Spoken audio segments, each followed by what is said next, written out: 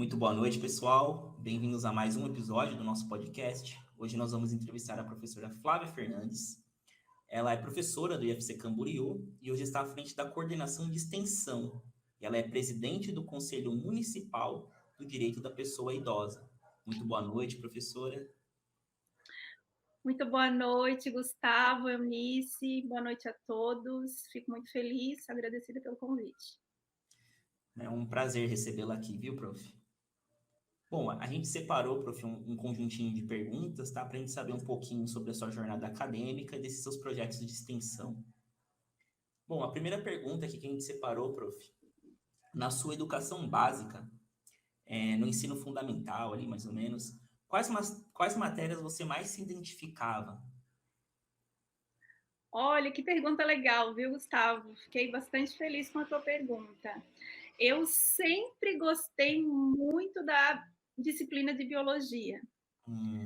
Ciências e biologia sempre foram as minhas disciplinas no ensino fundamental e também no ensino médio, as que eu sempre gostei mais.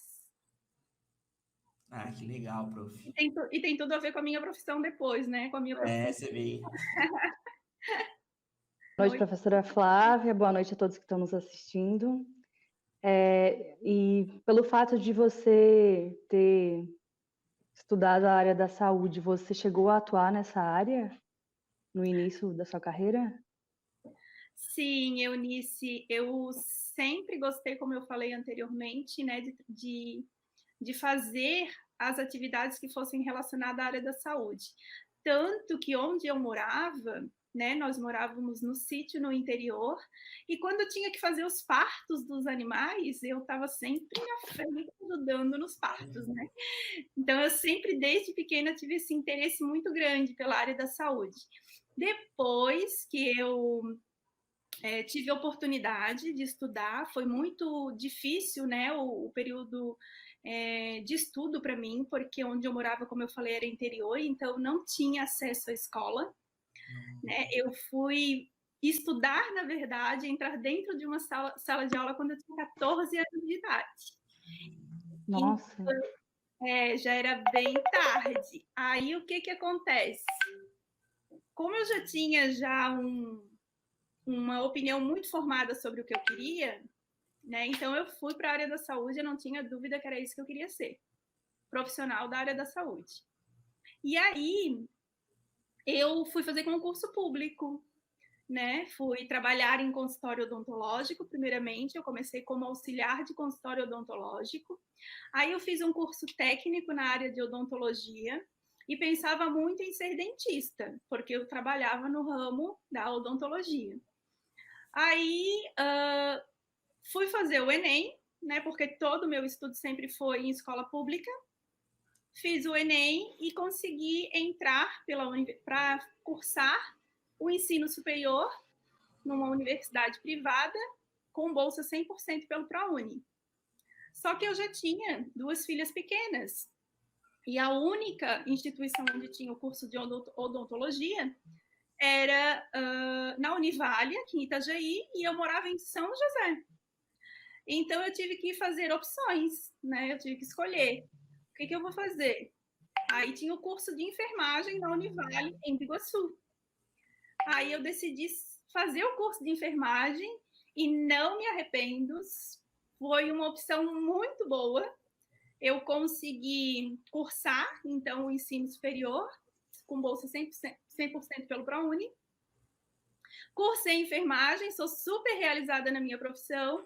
Depois que eu fiz enfermagem, eu fui trabalhar, sim, agora respondendo a sua pergunta, fui trabalhar como enfermeira, trabalhei no SAMU, no Serviço Móvel de Atendimento de Urgência e Emergência, trabalhei no suporte avançado do APH, que é o atendimento pré-hospitalar na ambulância da autopista, trabalhei por 5 anos como enfermeira de APH, trabalhei como enfermeira também de centro cirúrgico e também trabalhei em unidade básica de saúde e pronto atendimento, as UPAs. Então, eu tive bastante experiência em todas as áreas da saúde, desde a atenção básica, a atenção de média complexidade e a de alta complexidade, que são nível hospitalar. Entendi, prof. Nossa, é Então, uma assim, experiência incrível, né? Foi e a escolha... Perdão, pode continuar. Não, foi uma experiência maravilhosa para mim. Foi tão gratificante, tão maravilhoso para mim que eu me sinto muito feliz de ter tido a oportunidade, com toda a história de vida que eu tive, de cursar a universidade, fazer um curso e ser tão feliz na minha profissão e realizada como eu E fui. ter começado com 14 anos na escola, a primeira vez que tu pisou em uma escola, isso é muito incrível, é uma lição de vida, né? É uma motivação. Com Acho que certeza, nunca é uma tarde história para a gente começar. inspiradora. É muito legal, assim, eu tenho muito orgulho da minha história. Eu sou de uma família muito humilde, como eu falei. Eu sou a única da minha família que tem curso superior, né? Que estudou, que fez mestrado, que fez doutorado, principalmente. Então, essa história que eu tenho, ela serve e serviu muito de incentivo para muitas pessoas, porque eu tive muitas dificuldades, como eu falei, mas essas dificuldades nunca impediram de eu realizar e correr atrás do meu sonho. Só que, óbvio, que não só o meu sonho foi o suficiente, não só o meu esforço foi o suficiente. Né? Eu precisei de ter acesso às políticas públicas educacionais que me oportunizaram esse acesso e essa garantia de direito e permanência para cursar uma universidade, para ter acesso a uma bolsa de estudo, porque se não fosse isso, eu jamais seria quem eu sou. Eu jamais teria a oportunidade de entrar dentro de uma universidade e fazer um curso superior, né, na área da enfermagem, na área da saúde, como eu fiz.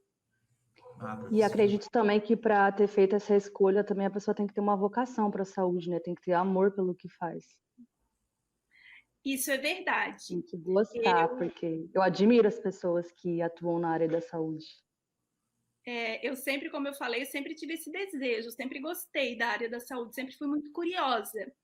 Mas eu aprendi a ser enfermeira quando eu coloquei, de fato, o pé dentro de um hospital, dentro da realidade.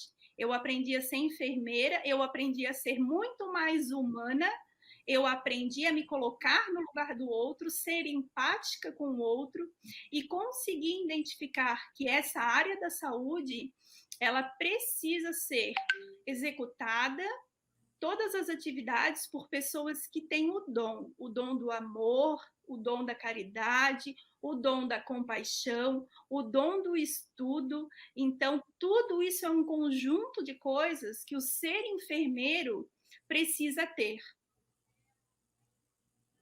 Maravilha, prof. Então, a escolha ali da graduação de enfermagem foi algo natural, né? A prof não teve dúvida de que era isso que ela queria seguir, né? Não tive dúvida. Foi um sonho realizado. E Sempre. como foi esse período ali da graduação em enfermagem? A prof se lembra ainda? Olha, eu lembro como se fosse ontem. Eu me formei em 2010, ou seja, nós estamos em 2022, há 12 anos atrás, né? Então não é tanto tempo assim, mas eu lembro que eu já tinha as minhas filhas, né? Tanto que eu tive que optar por fazer enfermagem e ficar em São José.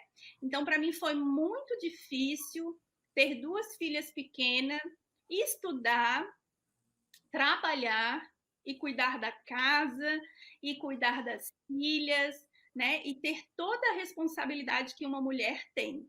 Hoje, nós mulheres temos a tripla jornada de trabalho, né? A gente trabalha em casa, a gente trabalha no trabalho e a gente ainda tem que chegar em casa e ainda tem outras coisas a mais para fazer. Então, sempre foi muito complicado para mim me manter estudando, né? Mas eu tive o apoio da avó das minhas filhas, no caso da minha sogra, que ela sempre me apoiou em ficar com as crianças para eu poder trabalhar e estudar.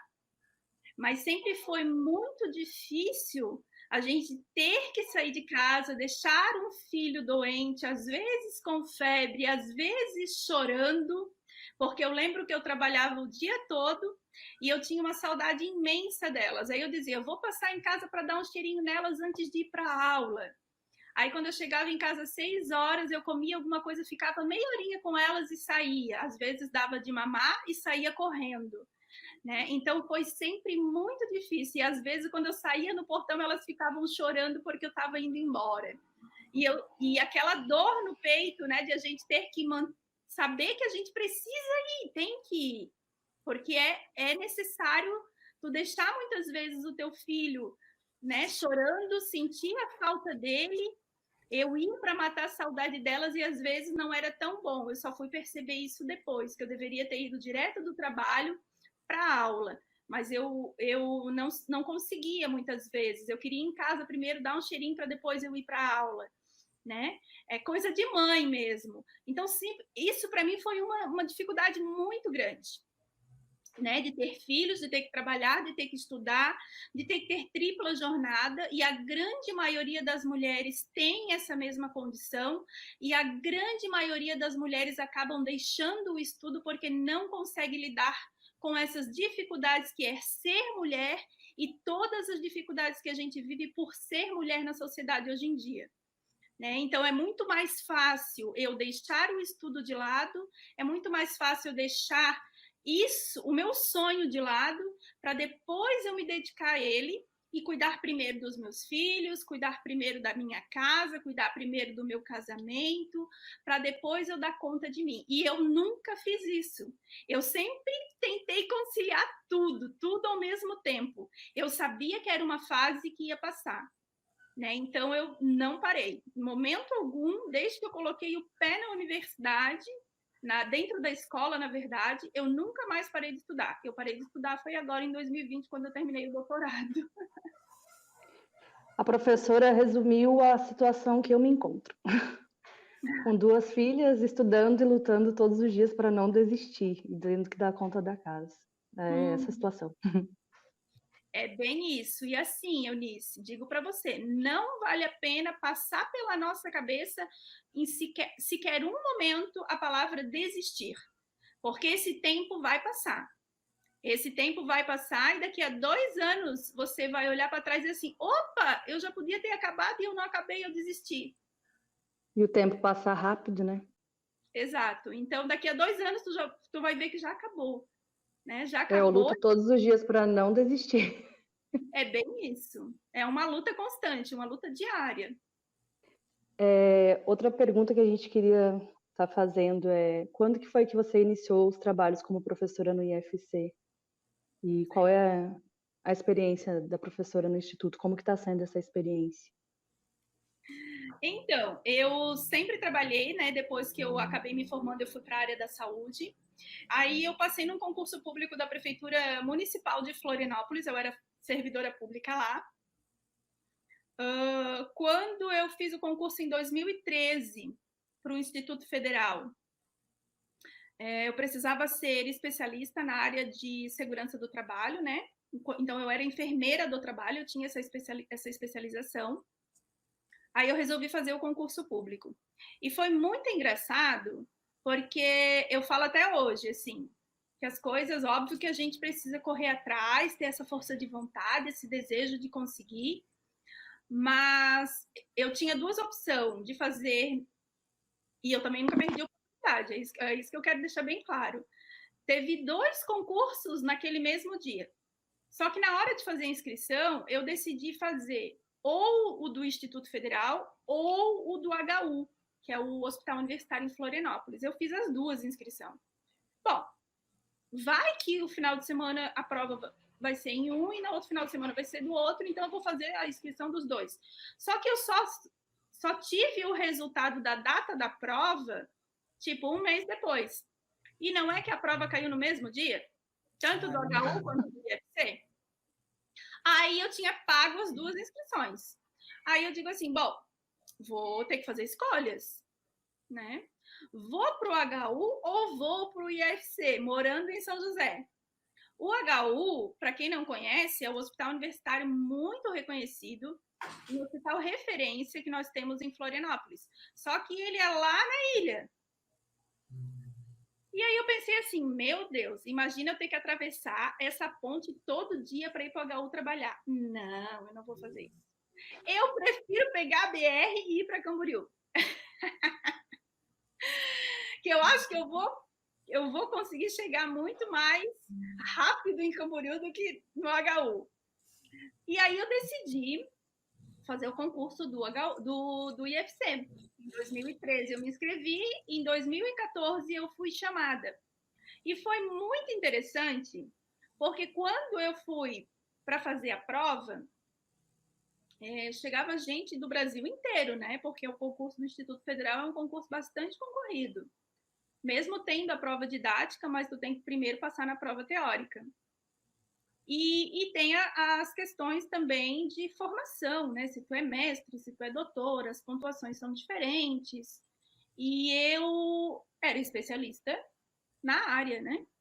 Então, quando eu cheguei na sala que eu sentei para fazer a prova, uma moça bateu no meu ombro, assim, e falou assim, atrás de mim.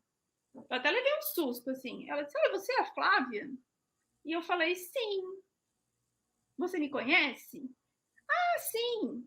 Eu olhei o currículo Lattes de todas as candidatas. Aí eu falei, que interessante. E você é da onde? Eu sou tal pessoa, eu sou mestre lá da universidade de um outro estado, que agora não recordo o nome, mas não era muito próximo.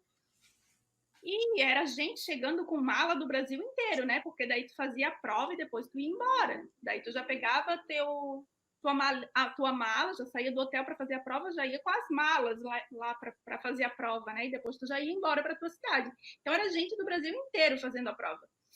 E aí ela falou assim, então, eu vi que tem uma pessoa duas pessoas que são mestre que vão fazer a prova e tem uma doutora. Mas a doutora ainda não chegou, ela falou para mim. Aí eu, tudo bem, né? O que eu vou fazer se a pessoa, né, tem esse hábito? Porque as pessoas têm esse hábito. E para mim era uma coisa tão anormal ficar olhando o currículo Lattes das pessoas para ficar vendo pontuação ou algo do tipo, né? Para mim era uma coisa muito, sei lá, sem noção, sem... Mas, enfim, tem pessoas que fazem isso, né? E eu fiquei bem tranquila. Eu fiz a prova e depois de uns 3 dias saiu o resultado e só eu e outra pessoa passou. Só eu e mais uma pessoa passou. E essa uma pessoa não era essa pessoa. Era uma outra moça que morava Ela era do Rio Grande do Sul. E ela fez a prova. E o marido dela era funcionário do campus de Fraiburgo ou Videira, algo do tipo. E aí ela passou em primeiro lugar e eu passei em segundo lugar. Ela ficou 2 meses trabalhando no Instituto Federal e aí abriu um edital de remoção.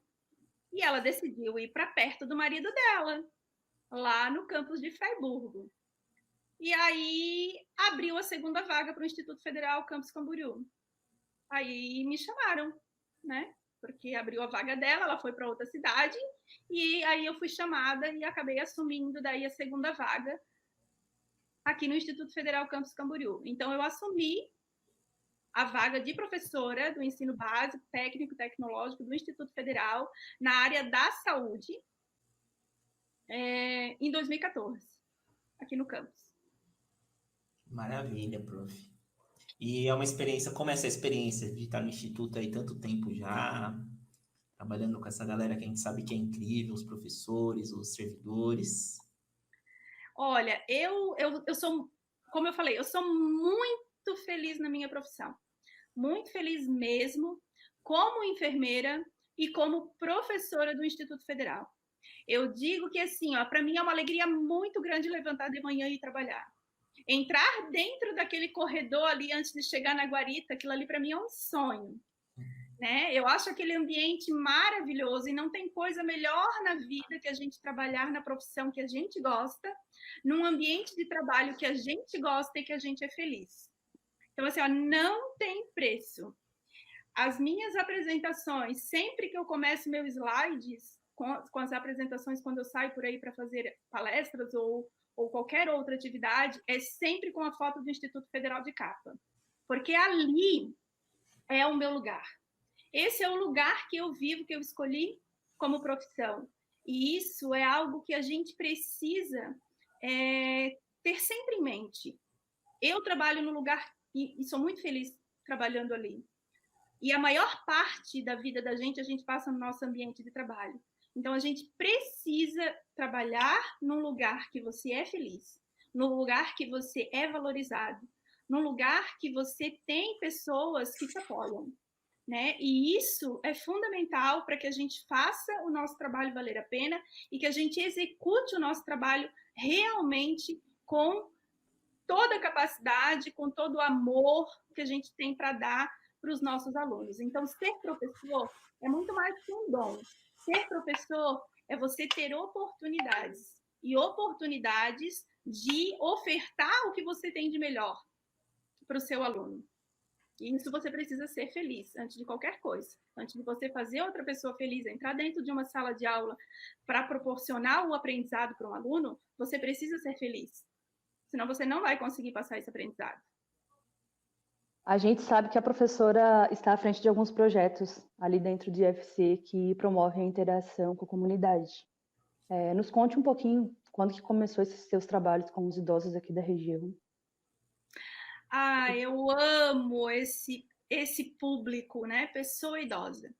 E eu penso, não faço isso só com esse sentido, mas eu penso que eu preciso trabalhar políticas públicas e ter um envolvimento muito grande na minha comunidade, como sociedade civil, organizando esses espaços, porque nós vamos envelhecer.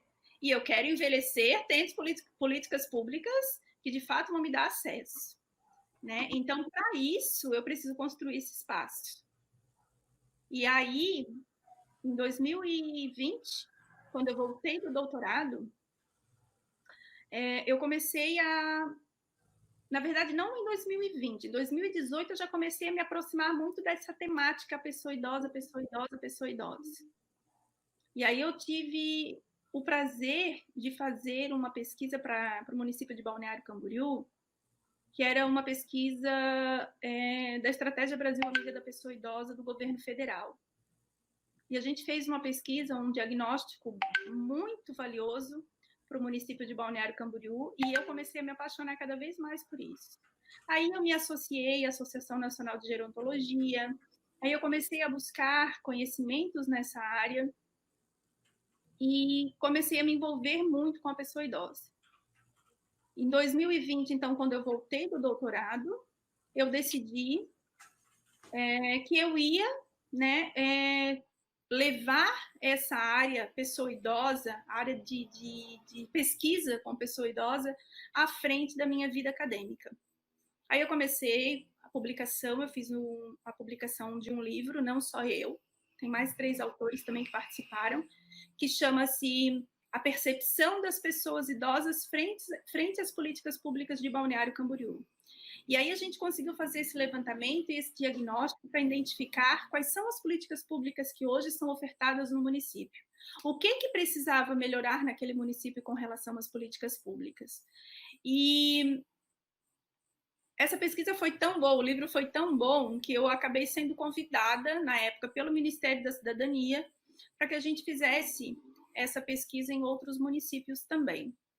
E aí, paralelo a isso, houve a troca, né, da presidência do Conselho do Idoso em 2021, e eu me coloquei à disposição, porque eu pensei, ali é o espaço onde eu vou poder estar à frente, desenvolvendo atividades e ações que as pessoas idosas precisam no município. Aí eu fui estudar a legislação do município, fui atrás do que já tinha sido feito e do que precisava fazer, e eu vi que a legislação do município ela foi criada em 2001. Em 2019 teve uma atualização, mas que andava tudo parado. Aí veio a pandemia, daí realmente foi o motivo para isso se perpetuar, né? Permanecer isso de alguma forma sem desenvolver nem sequer um grupo de conversa via WhatsApp ou via Meet com os idosos do município. E aí me preocupei bastante. Eu me coloquei à disposição, hoje eu estou à frente do conselho, e por estar à frente do conselho, o ano passado eu resolvi criar dentro do Instituto Federal o Núcleo de Estudo da Pessoa Idosa. Então, esse núcleo de estudo ele tem um objetivo muito claro, que é proporcionar acesso à educação às pessoas idosas. Porque dos direitos da pessoa idosa é acesso à educação. E nós não temos instituições dentro do nosso Estado, digamos assim, que pense políticas públicas educacionais para o idoso. A gente tem a UFSC, por meio do Núcleo de Estudo da Terceira Idade, essa política. Mas nos demais municípios da região a gente não tinha. Então, eu pensei, vamos tentar colocar isso dentro do Instituto Federal, criar uma política pública educacional por meio desse núcleo de estudo, onde a gente possa proporcionar acesso à educação às pessoas idosas. E foi isso que eu venho, desde então, desenvolvendo, junto, né, em parceria com os conselheiros do Conselho do Idoso, com a Promotoria de Justiça aqui do Ministério Público aqui da região, com a Secretaria de Desenvolvimento e Assistência Social do município, porque o Conselho da Pessoa Idosa ela está vinculada à Secretaria de Desenvolvimento e Assistência Social. A gente, então, atualizou a lei, né? Essa lei ela vai ser encaminhada para o Legislativo agora para ser aprovada pelos vereadores, e a gente conseguiu a criação do CNPJ. Né? A criação do CNPJ vem no sentido de o Conselho do Idoso ter um recurso financeiro por meio do Fundo Municipal do Idoso, onde a pessoa poderá restituir o seu valor do imposto de renda, se ela tiver algum valor para restituir, para o Conselho do Idoso, ao invés de restituir, né, para a Receita Federal. Então, ela também vai ter essa oportunidade de restituir esse valor, e por meio desse valor a gente consegue trabalhar ações, projetos, programas dentro do município para a pessoa idosa. Então, a gente conseguiu fazer a atualização da lei de 2021 para cá, a gente conseguiu a criação do CNPJ, que inclusive a documentação está toda hoje na Receita Federal, né? Então, acredito que em breve a gente já vai ter esse recurso disponível aqui no município. E a gente Isso é muito bacana, né? Sim. E a gente conseguiu daí, por meio do NEP, em parceria com a Prefeitura de Camboriú e com o NEP do Instituto Federal, a gente criar esses 9 cursos para a pessoa idosa que vai iniciar a partir do mês que vem. Referente a esses cursos que a professora comentou agora, né? Inclusive, ele vai ser desenvolvido com a ajuda, né, do PET, né? A gente está bem animado também com essa proposta de levar esse conhecimento para essas pessoas que já fizeram por tanto, né? Por tanta gente, e ver assim que o governo negligencia tanto com os idosos, né? Que, poxa, tem uma contribuição enorme com toda a comunidade, né? Os idosos são a nossa maior fonte de história, né? Deveriam ser valorizados, incentivados, com muito carinho, respeito. Agora, voltando um pouco para esse projeto em parceria com o PET, de desenvolver as aulas, né, de informática básica voltado para os idosos, né? Como surgiu essa ideia, prof? E como que está sendo, assim, elaborar esse projeto? Então, é tudo muito complexo, né? Quando a gente desenvolve um projeto, não é assim, né? Estalar o dedo e o projeto está pronto, né? A gente tem que sentar, organizar, planejar, escrever, conversar com os seus pares, conversar com os estudantes. A gente precisa colocar isso, né, dentro de um sistema, organizar quem são essas pessoas, escrever edital, publicar edital, publicizar todas essas informações. Então, é algo assim que demanda bastante esforço, tempo, energia. Mas é algo, como eu falei, muito prazeroso quando você faz o que você gosta, né? Então, e quando você tem responsabilidade, porque você tem que fazer o que você gosta, mas você também tem que ser responsável, né? Porque quando a gente não tem esse senso de responsabilidade, sei lá, deixa para amanhã, faz semana que vem, né? Deixa assim, depois alguém vem e faz, né? E a gente precisa ter esse senso de responsabilidade para fazer as coisas caminharem, para fazer as coisas darem certo, para fazer as coisas acontecerem, né? E eu fico muito feliz de ter tido acesso ao PET, a professora Andressa, a vocês do PET, né, que são os alunos que vão estar junto com as pessoas idosas desenvolvendo esse projeto também. Muito interessante essa interação do jovem, do adolescente, da pessoa idosa. Essa interação é muito importante, tanto para vocês enquanto estudante, quanto para o idoso que vai estar aprendendo. E o contrário também é muito aceito e valioso, porque eles têm muita informação e experiência para passar para vocês. E vocês têm muita energia, tempo para poder ouvir e dar atenção para o idoso, que às vezes é isso que ele precisa. Né? Então, essa interação, esse desenvolvimento de ações conjuntas é bom para todos. E aí, esse é mais um dos objetivos do núcleo de estudo. Verdade. A professora me fez recordar de que quando eu era criança, os meus pais sempre costumavam levar nós para fazer visita no asilo, assim que era chamado na minha cidade, né? Que eu vim de uma cidade do interior. E eu tenho recordação da sensação que eles tinham, eles ficavam muito felizes quando alguém ia visitar. E até, inclusive, eu quero fazer isso com a minha filha, de ir visitar os idosos. E eu queria saber se a professora podia estar falando para nós se tem alguma diferença entre asilos, casas de repouso e LPIs. Essa é uma pergunta bem bacana, Eunice, porque assim, os termos, eles vão mudando com o tempo, né? Várias coisas mudam, né? E esses termos também mudam. Hoje a gente não fala mais terceira idade, porque hoje já se existe uma quarta fase de vida, né? Então não se usa mais o termo terceira idade. A gente não usa mais o termo velho, aquele velhinho, né? Aquela velhinha. A gente não usa mais o termo nem idoso.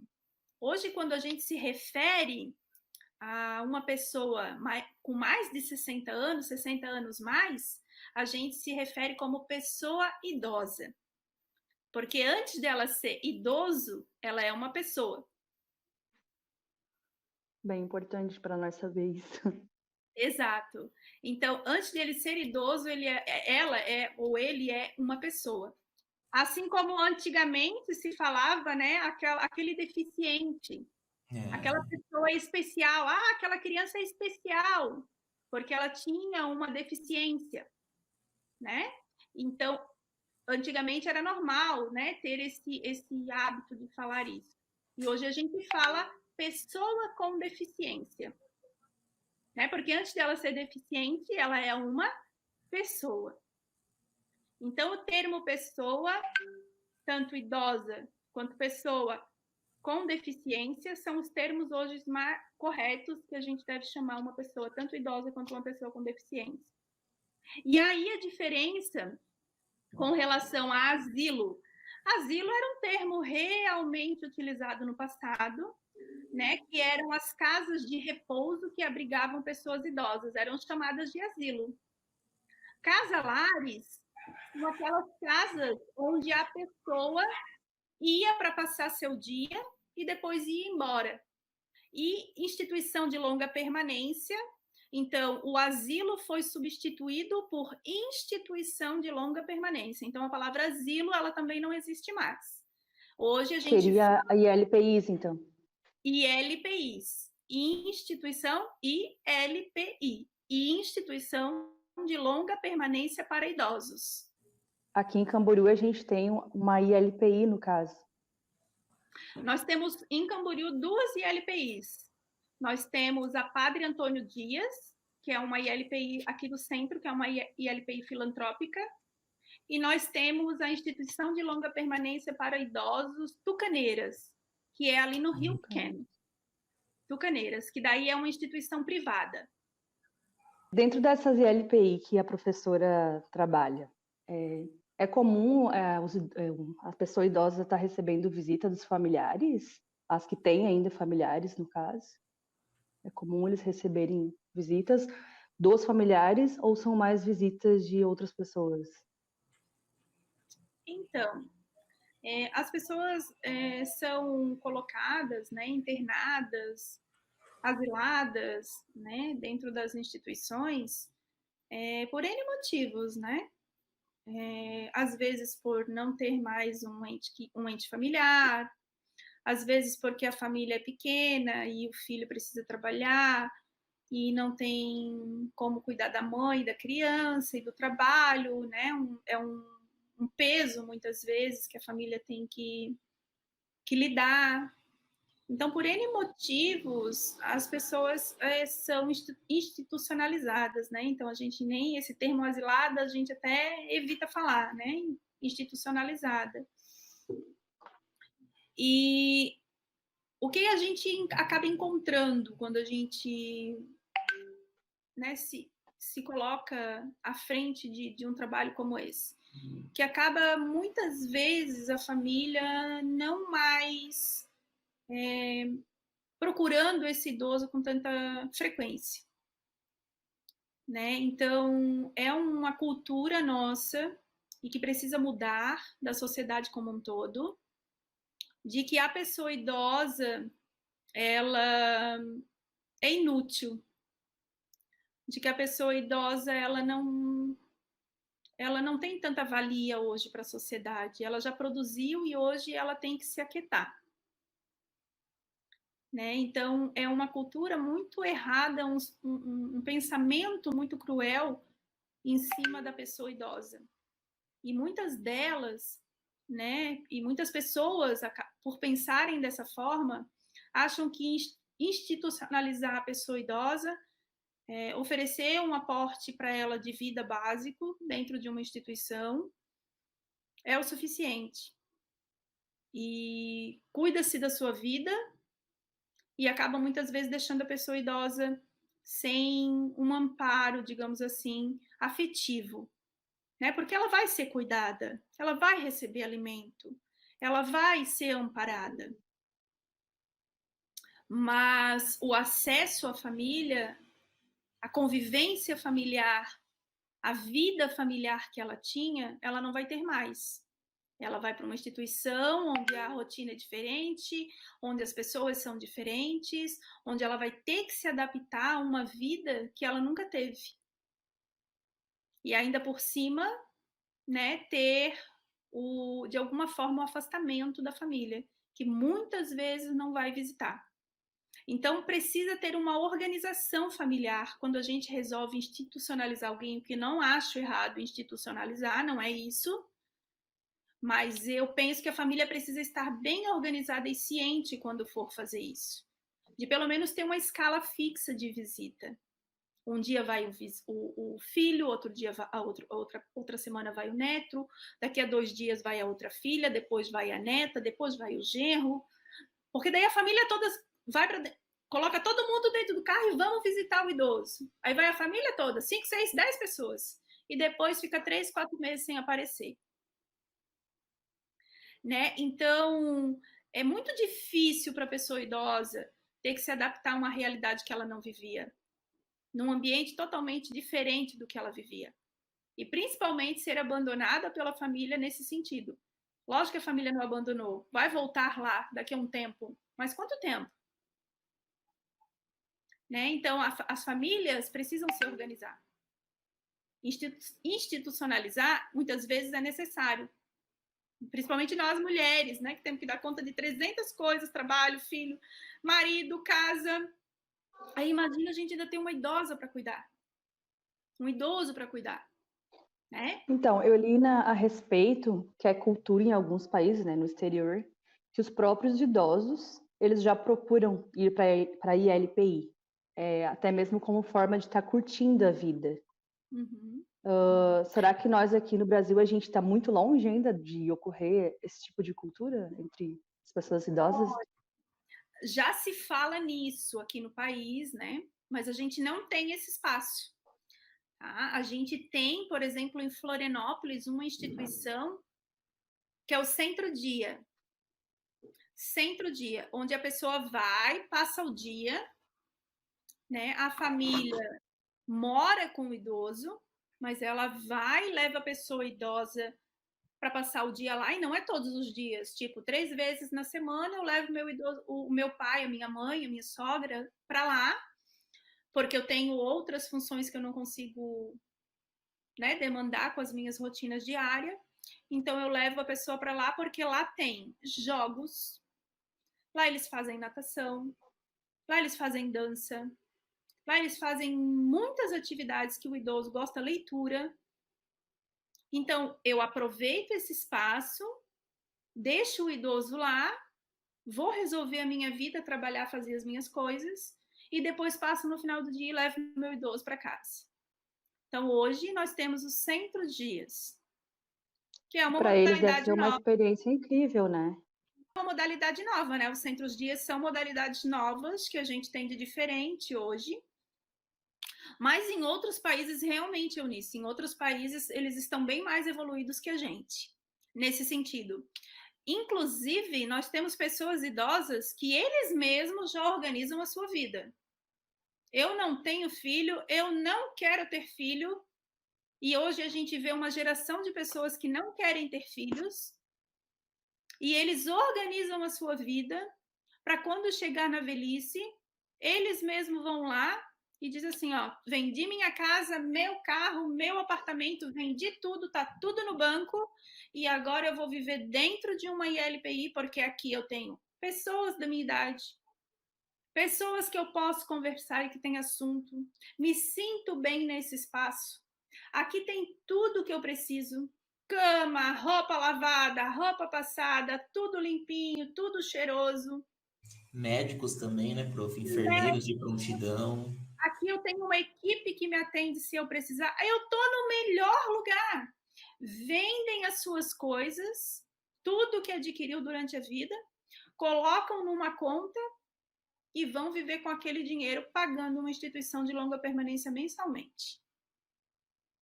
Né? Então, existem hoje um modelo de vida diferente, que a gente vai, talvez daqui a alguns anos, reconhecer isso como o modelo atual de vida.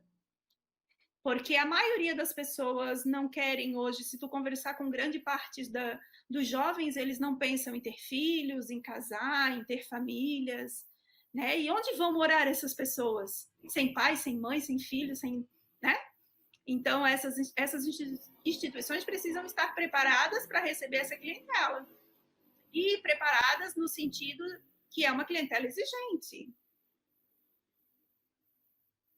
Né? E eu acredito que a gente terá, sim, um país muito mais ativo, muito mais acessível, muito mais respeitoso para a pessoa idosa do que a gente tem hoje, atualmente.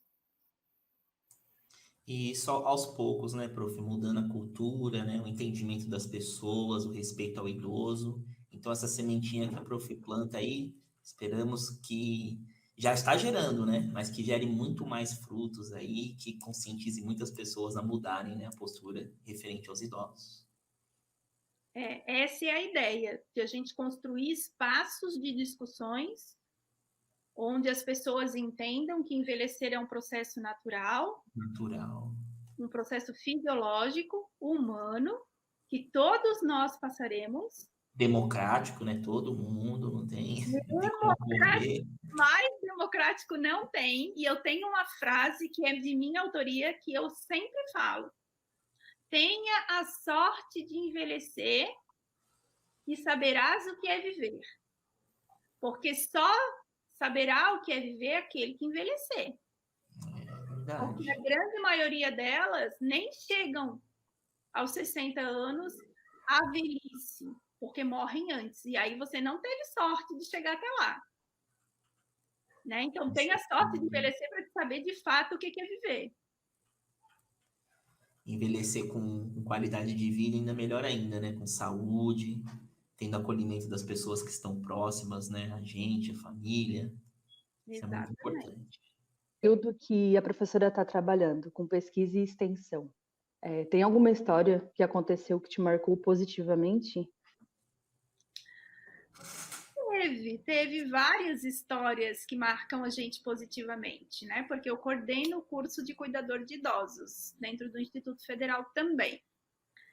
E para mim é muito gratificante chegar no final do curso e você entregar o conhecimento, entregar um certificado para uma pessoa que vai trabalhar com o idoso, cuidar do idoso, da pessoa idosa. E a grande maioria dessas pessoas que estão ali fazendo o curso, que é um curso de qualificação profissional, que exige ensino básico, né, ensino fundamental. É muito gratificante para mim ver a grande maioria de mulheres que retornam para dentro da sala de aula, depois de anos sem estudar.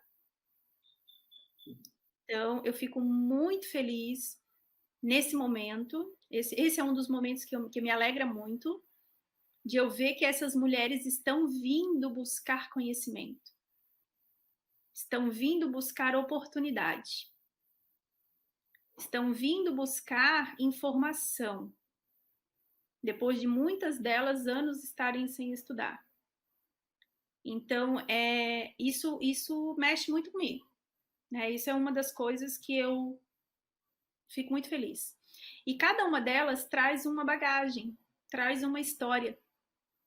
Às vezes, elas estão ali estudando não só para ter uma profissão, né? Porque é um curso de qualificação profissional, que vai preparar ela para uma profissão de cuidador de idoso. Mas ela está se preparando para aprender a lidar com a sua mãe, com seu pai, até com a sua sogra. Já teve casos. Professora, eu preciso fazer o curso porque eu preciso aprender a lidar com a minha sogra. Porque o idoso tem várias manias, né? E a gente precisa se adaptar a essas manias. Ver uma forma diferente de lidar com essas manias. Então, isso para mim é muito gratificante.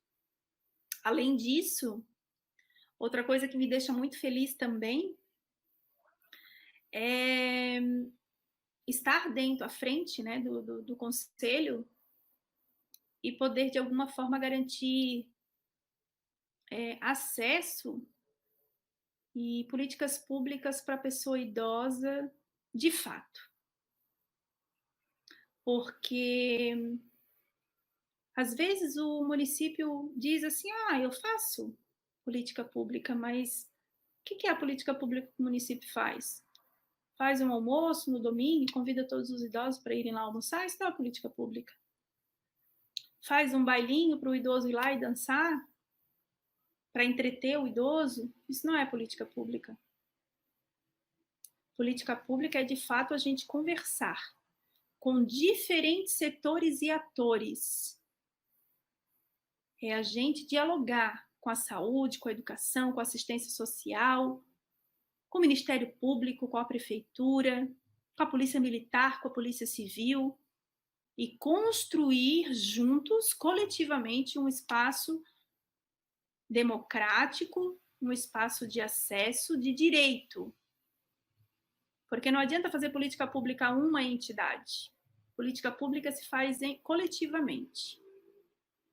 Então, isso me deixa muito feliz, né, de poder estar hoje contribuindo com a construção de um espaço muito mais democrático para a pessoa idosa, que talvez não seja a curto prazo, seja daqui a médio ou longo prazo os resultados que a gente terá, mas, ou que teremos, né?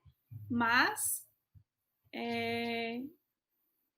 me deixa feliz, né, fazer parte dessa construção. Eu acredito que a minha semente foi plantada, e com esse espaço que o Instituto Federal hoje tem, por meio de vocês, estudantes, por meio dos professores, por meio de uma tríade, né, ensino, pesquisa e extensão, a gente conseguir desenvolver ações e projetos educacionais para a pessoa idosa.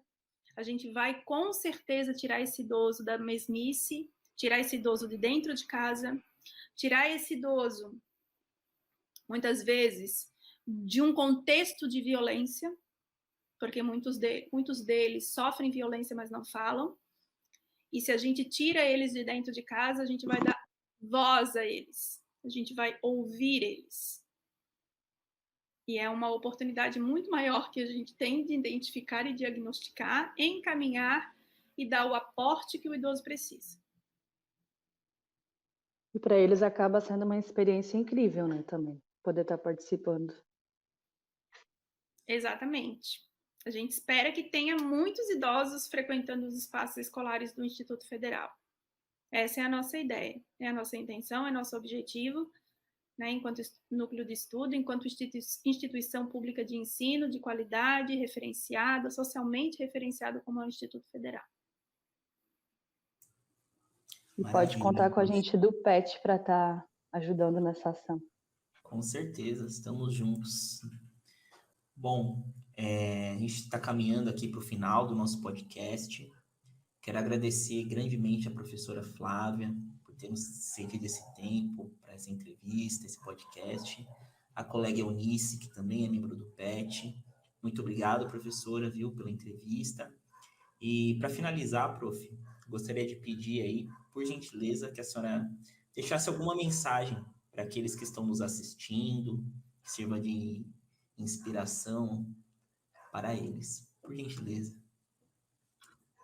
Eu gostaria de falar, né, enquanto mulher, para vocês mulheres, que sigam na luta, na persistência diária do acesso à educação, do estudo, porque vocês terão um resultado incrível se vocês persistirem. Não é fácil, mas a gente consegue. Nós somos mulheres fortes, guerreiras. Nós estamos passando por um momento bastante turbulento, turbuloso, né? Turbulento politicamente, mas que a gente tem lá no fundo uma estrela que brilha e que nós precisamos ter um espaço muito mais democrático, respeitoso, inclusivo, includente para todas as mulheres. Então, essa é a mensagem que eu deixo, que nós tenhamos mais consciência, além da maior força de vontade que a gente tenha, mas que a gente tenha muita consciência de escolher um espaço muito mais inclusivo para nós mulheres.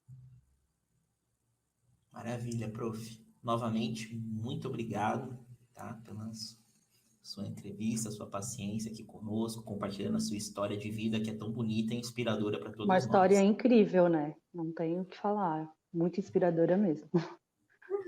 Muito obrigada. Motiva muito a gente a não desistir, a continuar. Muito obrigada a vocês pela oportunidade, Gustavo e Eunice. Eu fico muito grata por ter conhecido vocês, por estar junto com vocês à frente desse projeto também, junto com a professora Andressa. E quero muito que a gente possa continuar essa parceria de alguma forma. Maravilha.